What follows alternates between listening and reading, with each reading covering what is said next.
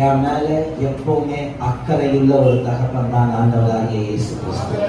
நான் சொல்ல முடியும், இந்த உலகத்துல நான் எத்தனையோ ஒரு ஆண்டவருடைய வார்த்தையை மீறி நடந்திருந்தாலும் அவர் என்னை இன்னைக்கு வரைக்கும் இழுத்து பிடிச்சு தான் வச்சிருக்கிறார். அதுதான் ஒரு தகப்பனுடைய அன்பு. நான் பெர்ஃபெக்டா இருக்கிறதுனால ஆண்டவர் என்னை நடத்தல, நான் அவருக்கு பிள்ளையா இருக்கிறதுனால இன்னைக்கு வரைக்கும் என்ன கைவிடல. நல்ல ஒரு ஹல்லேலூயா சொல்லுங்க.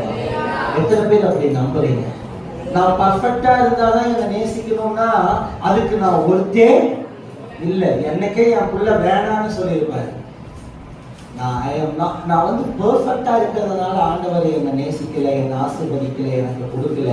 நான் அவருக்கு பிள்ளையா இருக்கிறதுனாலதான் எத்தனை முறை விழுந்தாலும், எத்தனை முறை தூர போனாலும், எத்தனை முறை தவறி விழுந்தாலும், எத்தனை முறை பேச்ச கேட்கலினாலும், எத்தனை முறை தூரமா போனாலும், எத்தனை முறை நான் வழி தவறி போனாலும் மீண்டும்